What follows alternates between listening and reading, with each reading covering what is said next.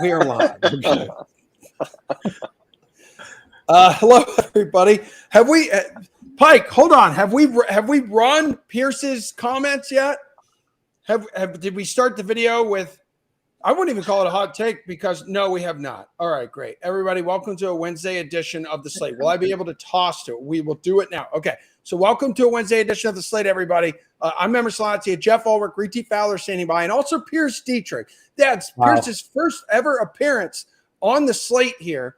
And the reason we have him here is to, at least not for me. I know Reed got a little worked up about it. Jeff also has a few issues. Yeah. Some comments he made this morning, guys. Some comments he made this morning about the Seahawks, who he is the biggest Seahawks stan in the world. Let's run it back. Here's 1 minute of a passionate take. After his performance the other night, plus 8,000. This is not a layup for San Francisco by any means. Well, I'm glad DraftKings Sportsbook has been paying attention to me. I've only been hyping Seattle, the one-man Seattle hype show all season. Take the money line on this. Seattle is going to win this game. Okay. I love the narratives that are getting spun. No one wants to talk about the game. People want to talk about, oh, Hackett blew that game, or they turned the ball over in the red zone. Please keep spinning that narrative as that's what happened.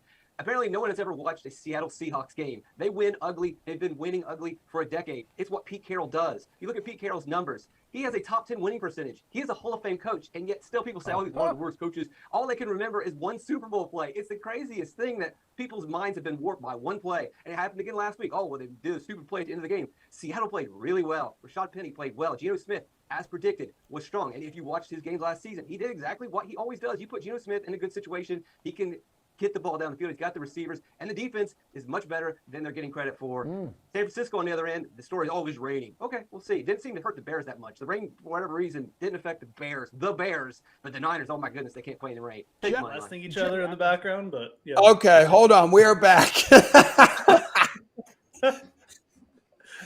All right.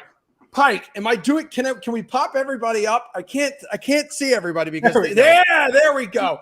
All right, we're back, baby. Awesome. Here we go. All right, Pierce, welcome to the show. It's damn good to see you. So I allowed Reed to react a little bit to your comments today earlier because during the break this morning in the sweat, he was not happy. He says, bring that guy back. I need to talk to him. He said, I'll try to get him on the Slate tonight. So real quick, Pierce, I need to kind of just get your thoughts, your feelings right now, because no one seems to be wanting to believe in your believement of the Seahawks right now. Yeah, well, I can understand them not wanting to believe in my believement, but I could see them, if you just look at the facts, understand Seattle played really well. They actually didn't even play their best game, still beat the supposed Broncos that were going to be a playoff team. Now, I don't know. I understand people see like one or two plays and they just remember that and they hang on that. But I don't see what other people are seeing. Like, what did Seattle need to do to impress people more? Did they hold Russell Wilson to a minimal amount of points? They absolutely did. Did they keep Denver out of the end zone? They absolutely did. And they still even gave up some big pass interferences and some big plays. They still prevented a lot of scores. I don't know what else you want to see from the Seattle's defense. I don't know what. Does Geno Smith have to deliver a baby on the field? What do you need from this guy? Reed, what was your issue with what Pierce said this morning? Look, you can take whatever you want from Seattle, right? Like in a one-game sample size. Pierce is talking about, well, what does Geno Smith have to do? What does Seattle have to do to prove exactly what they are? But I would recall, Pierce, that Pete Carroll, yes, he wins ugly games, but he's in those games because he is an ugly play caller. Seattle has routinely been bad. And even in spite of that, yes, they have won some games, but I would argue that a lot of that is because of Russell Wilson, is because of that defense, a Legion of Boom, is because of Marshawn Lynch, is because of a lot of good players, less Pete Carroll. I get that the organization, and talking about San Francisco and Chicago looked a lot better than San Francisco in that game. That game you can take nothing from. I don't take anything away from San Francisco nor Chicago. That was an ugly, ugly game. So to glean anything from the fact that Seattle's going to beat San Francisco when they're a 10-point dog, there is absolutely no way. Like, I get the love for Seattle, but let's be honest here. Let's be honest. They are a 28th, 29th ranked team at best when it's all said and done. There is no way So, Rashad Penny's going to get hurt. Geno Smith is going to get hurt. It's going to be Drew Lock. And then are you confident that this team is going to win the NFC West with Drew Lock? Yeah, well, we're talking about Seattle versus San Francisco right here. And Seattle versus San Francisco, you look at what Seattle did, just completely shutting down. Did they give up some yards to the Broncos? Yeah. Did they give up some deep pass interferences? Yeah, but that's Tariq Woolen. He is a rookie cornerback, 5th-round draft pick. Didn't play too bad given the circumstance.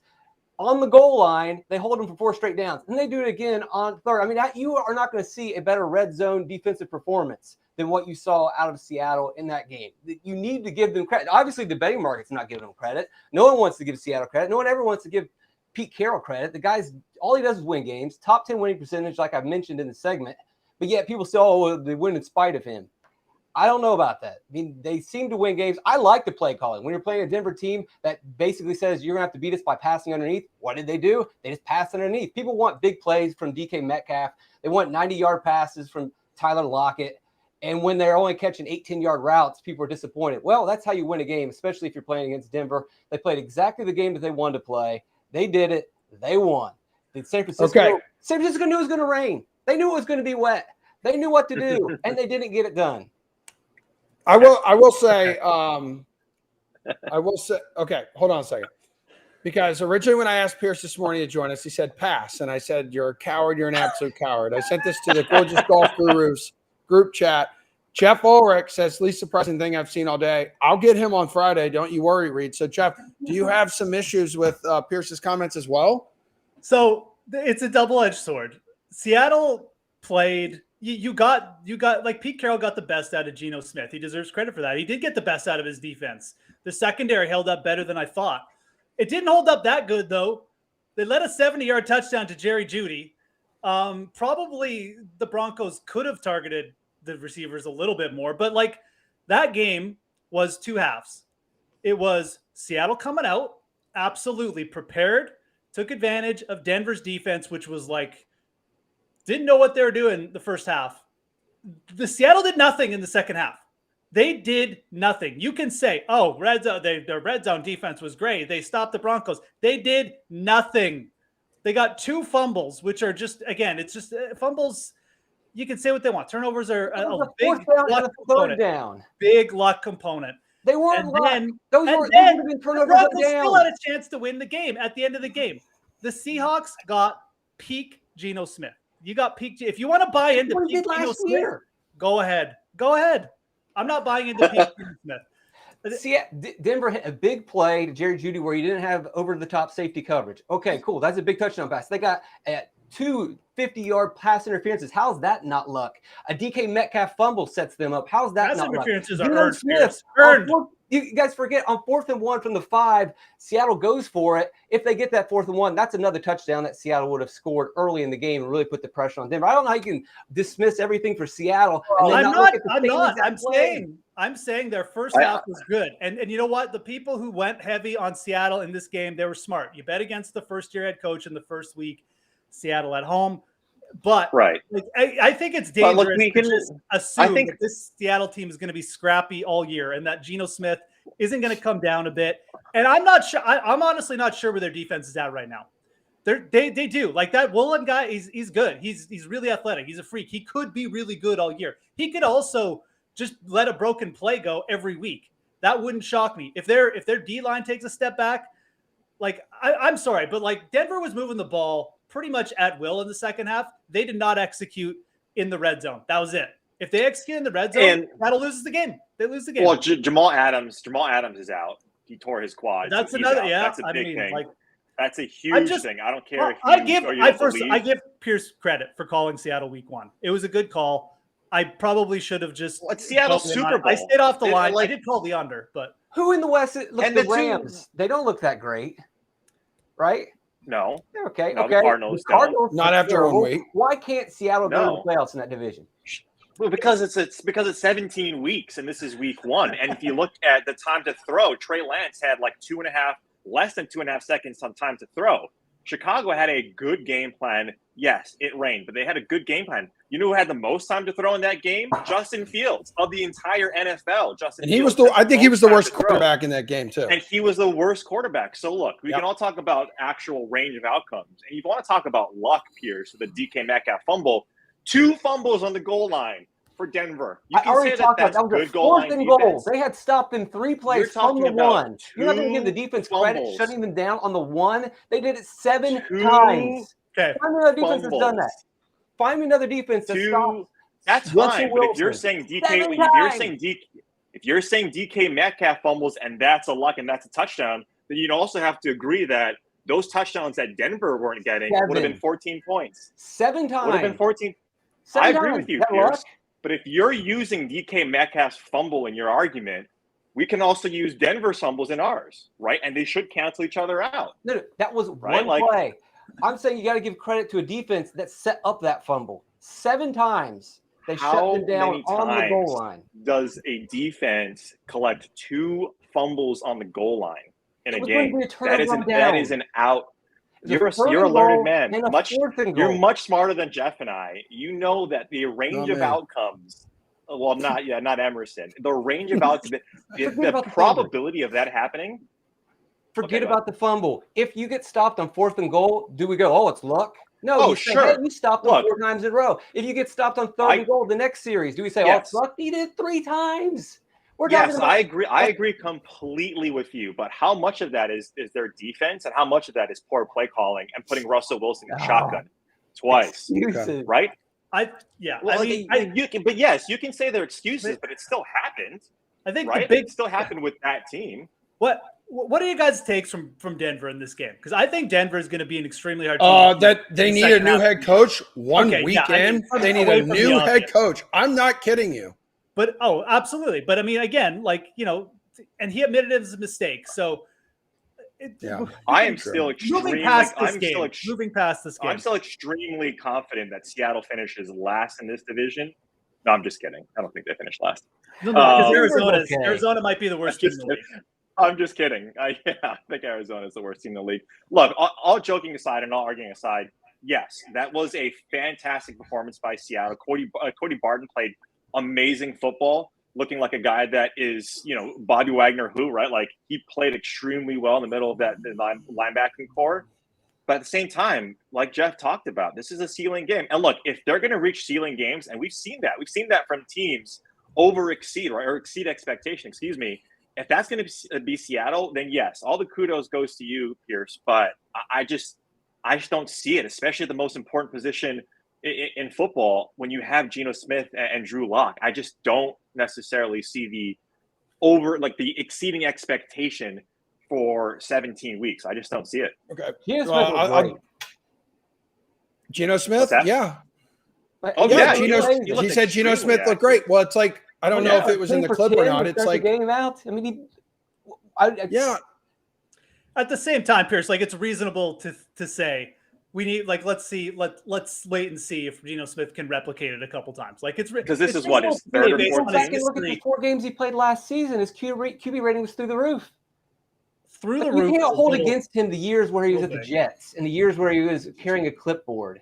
It's not inconceivable to say, hey, he finally has got a shot. He's much more mature. He's had time to let the game slow down. In New Orleans, I'm not even disagreeing with you, but I am also saying it's real. He also was a backup to Daniel Jones, right? He wasn't a backup to Daniel Jones as well. Yeah, are we going to give credit to the Giants coaching staff? You're just ignoring his Giants tenure. That's true. He was terrible. Wow, Pierce. Hey, interesting. Last 10 meetings in San Francisco. I know, Nick. Listen, let's show. He's a Jags legend. Past 10 meetings in San Francisco. I know Pierce is calling the outright for Seattle. Seahawks are 7-3 against the spread in their last 10 games. San Francisco. This is a new quarterback. I get that. Underdog 5-2 ATS. Talking last 10 meetings there. I mean, it's a what traditional divisional game. Guys are just going to slug it out. Jeff, this line is big. I mean, I expect the money to come in on Seattle here. I mean, but. Mm-hmm. I mean, we again, you just letting week 1 change your opinions completely is generally not good, especially going into week 2. It's still at 9.5, I assume. Yeah. So Yes, it is. I mean, I gotta think like people are coming like this. I could see this coming down to like 7.5, right? I mean, people don't believe in Seattle. I've just tried to lay out the facts. I think that there's enough people. Yeah.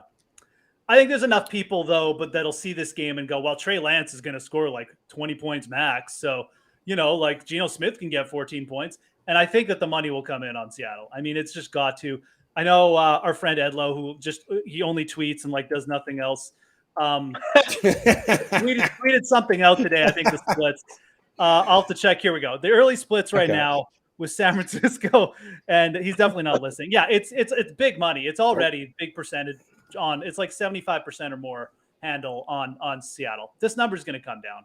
I think when it gets to 7.5, I will probably take the 49ers. I still think that they're a better team. What happened? Or is that my internet? What? Is everything okay?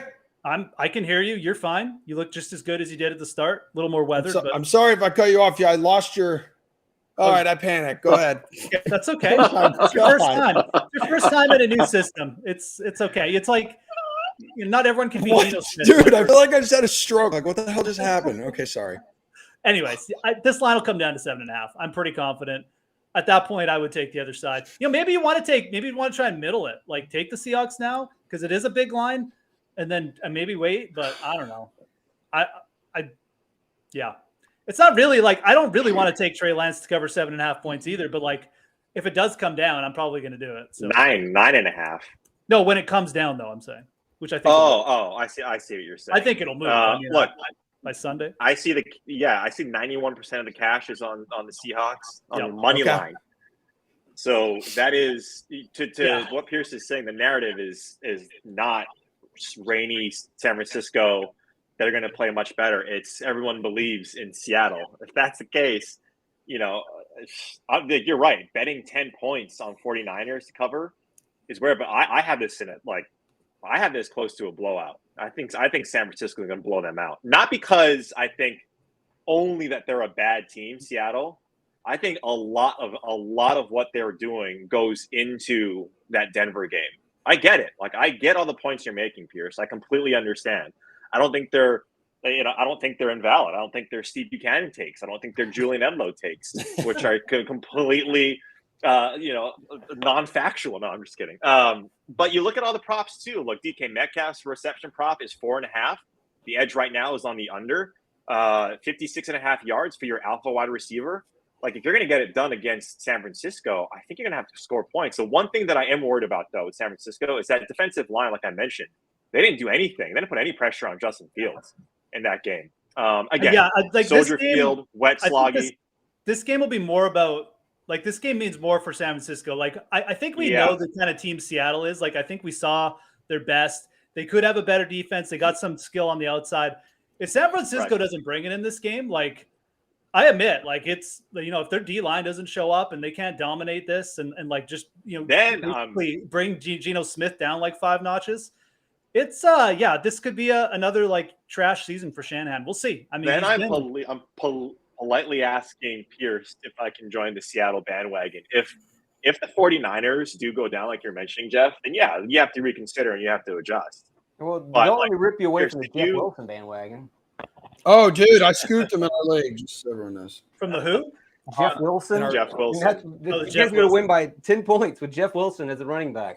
Oh God! As if it's ever mattered who the running back is in San Francisco. Pierce. Well, George Kittle, Jeff Wilson. They started a 5th-round draft pick at running back last year and almost went to the Super Bowl. Like, it doesn't matter. Give me a break. Damn right. At the end of the season, they won a couple of games in the playoffs, but did you really think that they were a powerhouse going into the playoffs? Maybe they were a powerhouse. Yes. No, I mean, they beat the Rams twice. They were the 5th best team in the playoffs? They beat the Rams. They beat the Rams both times in the regular season. Yeah, they did. They got a lot of pressure. I didn't expect him to be a powerhouse with Trey Lance, though. He was kind of unknown. And Jeff Ulrich hyping him up. Jeff Ulrich hyping up the 49ers all preseason long.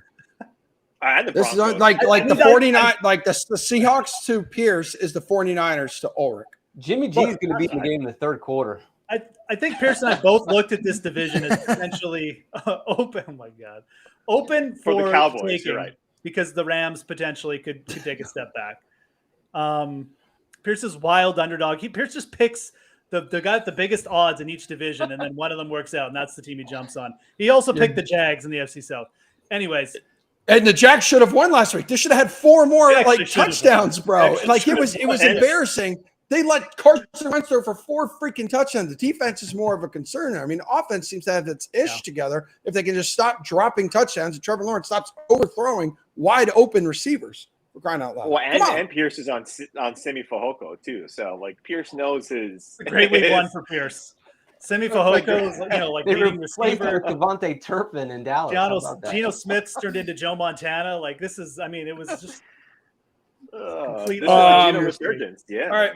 I'm looking at the rundown for the SWAT tomorrow morning. It looks like all 3 of you want to talk some Thursday night football just while we have 5 more minutes to go and show. Anybody want to share a best bet for tomorrow night? Any early leans, I guess? This could potentially be the game of the week, and it's the first one with the Chargers hit the Chiefs. Remember, last year's overtime thriller was thirsty, dude. Reed, are you leaning towards anything right now? It's the highest total in week 2 as well. Yeah, I kind of like taking the Chargers money line. I don't think you have to. You want to take the points, that's completely fine. But I do think, I understand that you have some injuries with the Chargers, mainly Keenan Allen is not going to be there. But Josh Palmer can step right in and can be, a fine. He's not Keenan Allen, but he can provide both that slot or that X receiver. He filled in nicely for Williams and Allen last year when they were both hurt. So, and I do think this is more evenly matched. I think you take a look at what they didn't do against the Raiders. Could have been week 1. It's a division matchup. The Raiders have the ability to bring pressure on the Chiefs, on the Chargers. And so maybe they didn't play at their zenith. And the Chiefs have a stronger defense than they did last year. So I completely understand that. But at the same time, the Chiefs played against the Cardinals. I mean, we talked ad nauseum about how bad the Cardinals were going to be this season. And they showed week 1 that we are who they thought they were. So the Chiefs, to me, I don't necessarily put them up on this pedestal because they put up all those points against the Cardinals. I think this is more evenly matched. And I think this is a 1-score game. And a plus 165 in the money line, I don't really think that's bad for the Chargers. I mean, Jeff, I could see this being a Chiefs 30-27 win, but failing to cover here. Chargers coming hot with Herbert, but man, the Chiefs are scorching hot with Patrick Mahomes. And yes, I could be overreacting a little bit to what I saw in week 1. I mean, yeah, Patrick Mahomes week 1 is just he's unstoppable with Andy Reid. Yes. Those 2 guys. I mean, my tendency here is just take the points. I mean, we all like the Chargers. Yeah. Why try and overthink this? We're getting 4.5 points. The Chiefs outside of week 1 too, they're not the cover machine that you necessarily think people think they are. I think that, the Mahomes lines always get a little bit inflated, and then coming off the hot week 1 with no Keenan Allen on the other side, Josh Palmer, I think is going to be fine. He's really, he's been productive in spots. I think he was kind of an underrated prospect anyways. You can check out his props there too, 4.5. You're getting plus money though to take the over. Also, Mike Williams has destroyed the Chiefs, absolutely just annihilated them. His reception prop is at 4.5. I might just grab that. I mean, Mike Williams again, disappearing act week 1, sure, that's his thing. He got they just don't use him. They don't feature him certain weeks, and then he just pops back up. I virtually guarantee he's going to pop back up next week. I don't even mind Reed's call about the money line either. I mean, if you want to do that, but I think we got 4.5 points. Yeah, you can get that. It's at 4 right now. But yeah, I got Pierce, Chargers. I mean, I just typical overreaction here. Pierce, is that where you would lean? Which side of this matchup? And I look at what the Chargers did last week to Reed's Raiders. It was 6 sacks, Reed, 3 interceptions, and 3 of Mahomes' 13 total interceptions last season came against the Bolts. So I'm looking at maybe Patrick Mahomes over half an interception. I think it was plus 105 when I looked a while ago. Yeah, that was actually a pretty strong play at the end of last season. He was throwing interceptions just about every week. Yeah, I think that was your bet that you would recommend too a few times. That's why I went in that direction. I just feel like we know each other. Yeah. I think the Chiefs are going to crush them. The Chiefs looked amazing. I know that the Cardinals were not a very good team, but I really like what this offense is going to be like with, West Coast Andy Reid, spread it out, give it to all these random guys. I think Sky Moore's going to have a big week. I don't know what Justin Watson's status is. I believe he left the game last week. Moore came in. I don't know if he really did much, but if you gave him some more playing time, it could be impressive. Cheap DFS option. I also like the, is Pacheco, is he going to play? I just feel like one of these randos from Kansas City that's better on the field is going to steal a touchdown. I mean, that normally happens in these shootout Yeah. rates. Mhm. And then you have an offense that they're spreading the ball everywhere. If I'm rostering anyone, I'm going with one of these cheap guys that's going to get a touchdown. Okay. I would worry too a little bit. The one thing that worried me about the Chargers week 1 is like, I get that it's Devontae Adams, but like their secondary looked kind of just like, they're just like not that good in spots. So if the Chiefs are able to spread it and like Juju looked just great, I mean, integrating, and then you've got all these other dudes in Sky Moore. Yeah, like that's the one thing that worries me. So I don't know. I don't have like a hard take. Again, I'm definitely leaning Chargers. I prefer just to hammer like the Mike Williams props. I think that's probably the props are going to be where I go here. But yeah, Staley, they play the deep, like a Vic Fangio defense that lets you take the underneath stuff, and that's exactly what Kansas City is going to do, is run that West Coast short routes. I think they're just going to bleed them alive. I think Brandon Staley says J.C. Jackson's 50-50 to play too. I don't know if that impacts anybody's decision there. Yeah, I mean, I think they severely missed him week 1. Like I said, I think that was like, I mean, the Raiders, they had a chance to win that game. I mean, like it was by no means a blowout. Like, you know, they basically almost let Devontae Adams beat them. So it's a little worrisome. At the same time, they're a good team, and I don't know. And I do think, you know, really quickly, I do think that the Chargers still have the best offensive defensive line combination in this division.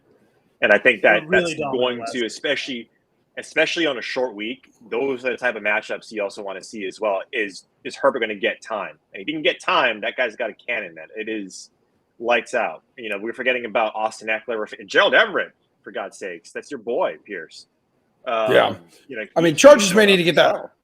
Chargers may need to get the running game going a little bit too without Allen, with Herbert having no Allen to look to. So we'll see, man. Okay, I think we gotta go, but just because it was in the tweet about the show, like PGA's return, just Jeff and Reed, like, hey, super quickly, who's your best bet? What is your best bet for the Fortinet Championship?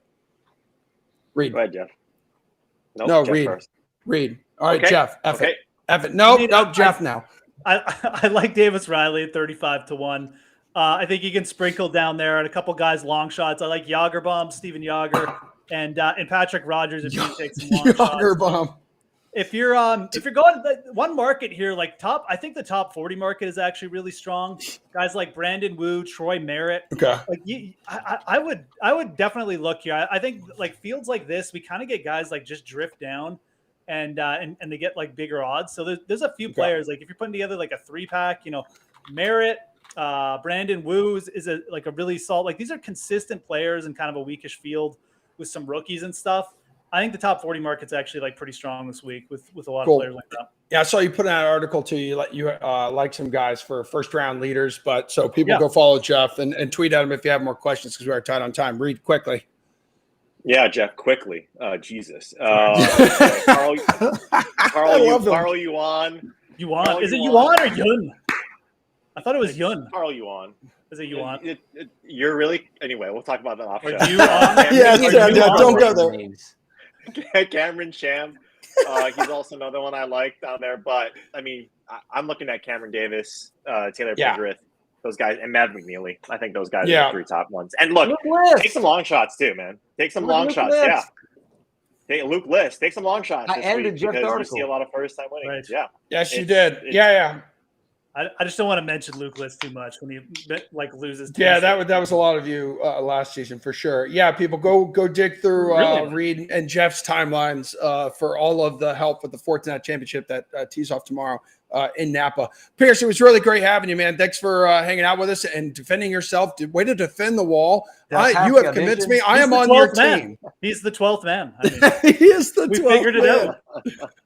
That was great, dude. Good stuff. I'll talk to all of you guys tomorrow morning on the Sweat, okay? All right, then thanks, Eamon and TP behind the scenes, too. Appreciate it. Thanks for dealing with us. Great start. Yeah, that was a rock solid start. Everyone knows how my wife feels about the Queen.